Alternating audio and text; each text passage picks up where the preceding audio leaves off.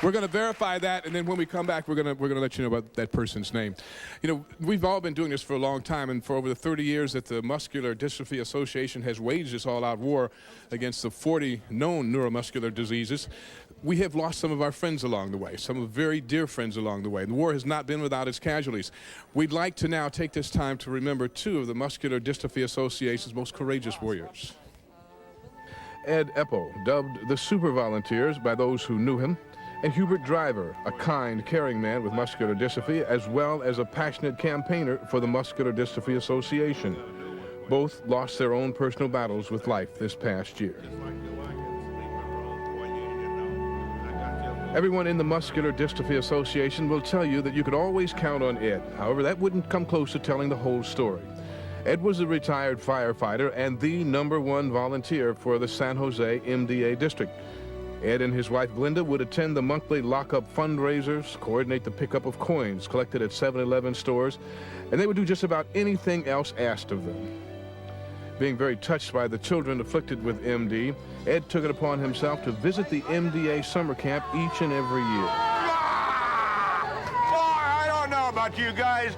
Nobody else can do this. And Ed also allowed us to lock him up year after year in the executive lockup, helping to raise thousands of dollars. It's Ed Epple, come on out. Blow the cobwebs off yourself, Ed. Now, Ed, you're a long-time participant in MDA events. Yes, I am. And you've raised a lot of money this year? Yes, sir. $1,710 this year. Woo! $1,710. Yes. We thank you, Ed. Hubert Driver had the type of muscular dystrophy known as limb-girdle disease, but that alone would not stop him from doing what he loved most, ride horses. We enjoy the horseback riding for two reasons. It helps us with our physical therapy and also helps us elevate our self-esteem. Being able to get up on a horse once a week and be able to look down at the world and feel tall gives us tremendous motivation.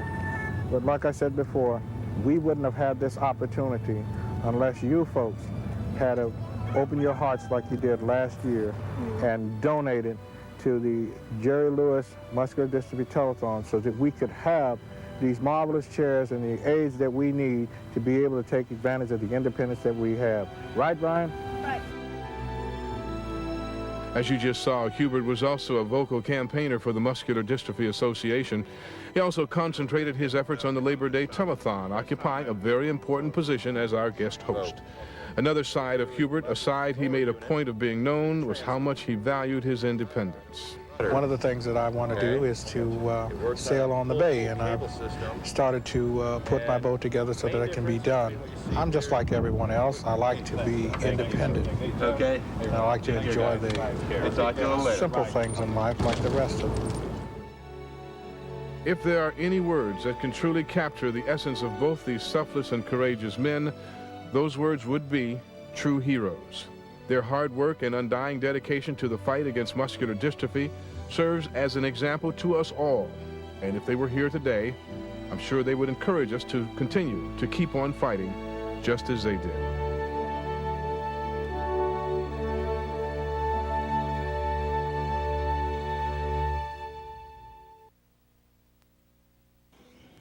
These two men embodied courage, strength, and compassion. They truly are an inspiration to us all. And I'm sure they would want us to continue in the fight against muscular dystrophy just as they did. I have with me two people right now, Glenda Epple and her daughter Carla. And they have come to the station to talk to us about their husband and father and all of the numerous contributions he made to MDA. And Glenda and I have a little signal reached here. This is very difficult for her to do this. It shows you how important it is for her to be here today. And if she squeezes my hand, we're going to stop this interview because it's very hard, but it shows you how special these two women are to want you to pick up that phone and call in a difficult time in their lives. They are putting themselves out here. Glenda, you were telling me something a little while ago about your husband when he was in lockup. And you said you were in lockup recently. You want to talk about that? Yes, I was, in San Jose at Bellomia's. He was always, every year, went behind bars because we both believe so much about the causes of MDA. But this year, in his memory, I had to do it. But you didn't spend too much time behind bars. How come? No, because I raised $2,500. Well, So I got it. 2,500. Well, you're a very popular woman. Look at that. Probably, if I was behind bars, I'd sit there for about 3 months. You know, maybe Dennis would send $5. I don't know. Carla, what do you remember about your dad? He was a wonderful volunteer. What made him so special? I think what made him so special is the fact that his commitment to being a firefighter. His commitment to being a firefighter carried through in his commitment to what he believed in muscular dystrophy. Now, you are an example of someone very special, both you and your mom. You're going through other things in your life right now. Your child? My youngest was just diagnosed in March with diabetes. So we're being pulled in a lot of different directions now. I think maybe some better times are coming, right? We've had enough, right? Right. Now, you haven't squeezed my hand yet, so we're doing pretty good here. Did you want to maybe look into the camera and all these people sitting at home who are not facing many of the problems that you faced in your life, if you can maybe appeal to them in your special way to ask them to pick up a phone, and why? Please, anyone, everyone, call in. It's so important. We've got to stop this terrible disease. My husband believes so much in the causes of what muscular dystrophy was doing. And if nothing more, because of him and in his memory, call in. Thank you. Well, I hear the phones ringing already. Don't you hear the phones ringing, Carla? Do you want to add to that, what your mom just said? I just want anyone who has children to call in, because we have to stop this. We have to stop it now. And if the two of you who are experiencing such a difficult time can bring yourself into the studio to call, we have something very special for the two of you. Look at this. This is the least that we can do. Bring you some nice fresh flowers. There you go. And thank you both for getting these phones. I mean, they started ringing as soon as you started talking. So by putting yourself out, you have helped others, and you are an inspiration to everyone. How about a nice round of applause for the effort? Thank you very much. Thank you. Thank you.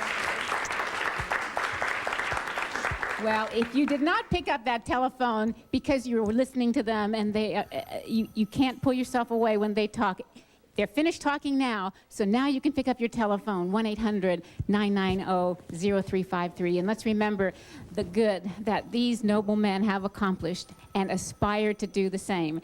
If those of you watching want to follow in the footsteps of Ed and Hubert, all you have to do, it's so simple. All you have to do is make one simple phone call today.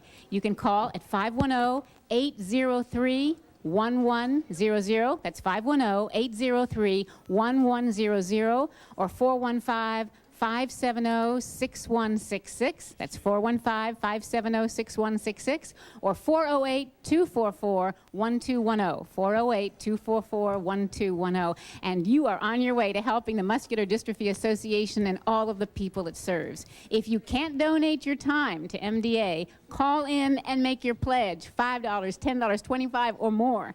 In honor of Ed and Hubert, pick up your phone, call to contribute what you can to all of those living with MD. And where I'm listening right now, let's listen real hard, because you've gotten the message, you've gotten the phone numbers. We should hear the phone ringing in a matter of seconds, right? Okay. Thank you both for coming down. Thank you. Appreciate it so much. We'll find out what Dennis has for us now. Dennis? Well, the phones are starting to ring. That's going to. Thank you, Elaine. Thank you, Glenda. Before we get back over to Bill, I want to